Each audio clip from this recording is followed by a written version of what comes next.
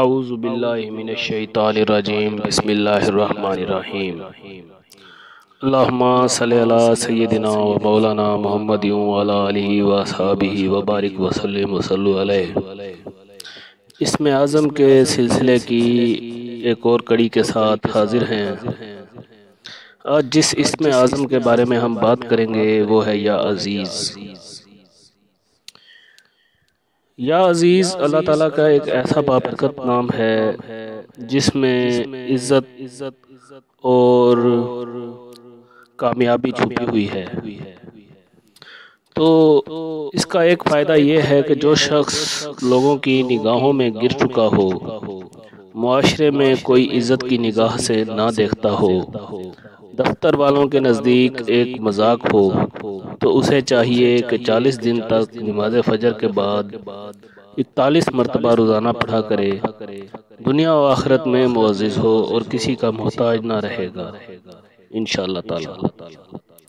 اس کا دوسرا فائدہ یہ ہے کہ افسر کے پاس جانے سے پہلے 41 مرتبہ پڑھ لے تو وہ نہایت مہربانی سے پیش آئے گا۔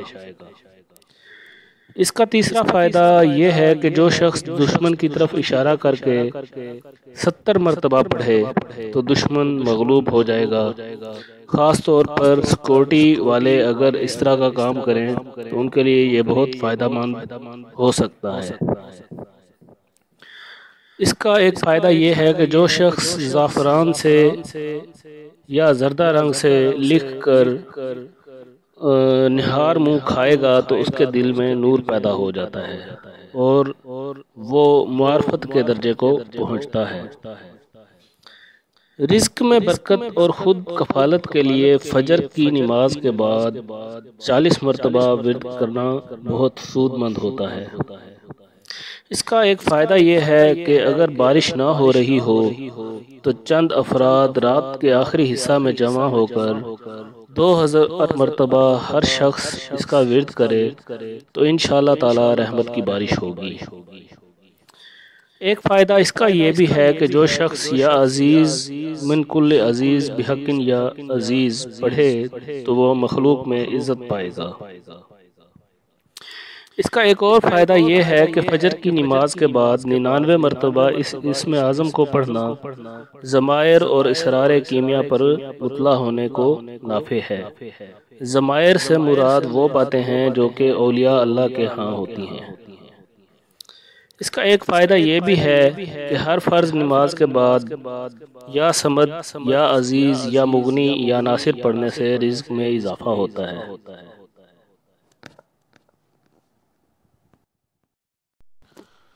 ناظرین یہ تو یا عزیزوں کے چند فوائد تھے۔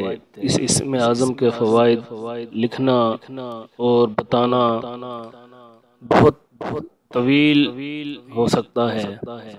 انشاءاللہ مزید اس کے فوائد آپ کو ضرور بتائیں گے اور کل ایک اور اسم اعظم کے ساتھ حاضر ہوں گے۔